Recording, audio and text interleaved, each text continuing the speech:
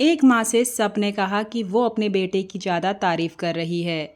उन्होंने सिर्फ अपने बेटे की अच्छाइयाँ बताई है और ये नहीं बताया कि वो बाइक चलाता था। और भी बहुत सारी बातें लोगों ने चटोरी रजनी के बारे में कही।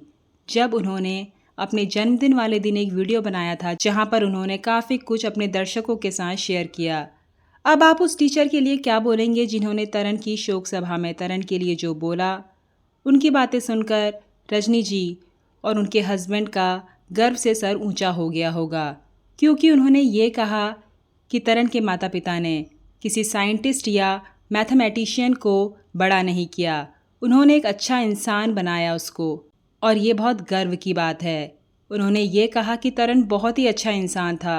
वो ऐसा नहीं था कि पढ़ाई में बहुत ज़्यादा अच्छा था, वो एक एवरेज स्टूडेंट था, लेकिन जो उसको वैल्यूज़ मिली थी, जो उसको संस्कार मिले थे, वो उन सब से ऊपर थे। तरन के टीचर ने ये बताया कि उन्होंने तरन को कभी भी गुस्से में नहीं देखा। वो बहुत पोलाइट रहता था, उसे जो काम कहो वो काम वो कर देता था।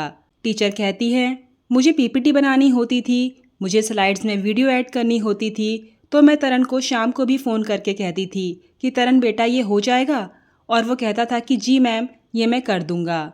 उसे कंप्यूटर का सब कुछ आता था।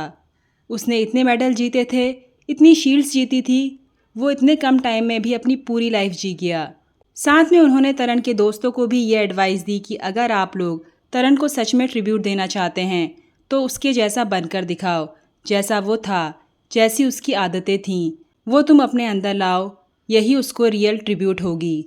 साथ में उनकी टीचर ने ये भी कहा कि 9th क्लास में मैंने सभी बच्चों के बारे में कुछ कुछ लिखा और उनको उनके प्लस पॉइंट और नेगेटिव पॉइंट्स बताए, और मैंने उन सब बच्चों में स्टूडेंट ऑफ द ईयर भी चूज़ किया, और वो स्टूडेंट ऑफ द ईयर था तरन, क्योंकि वो था ही इतना अच्छा। तो दोस्तों, आप लोग यहाँ पर क्या कहना चाहेंगे?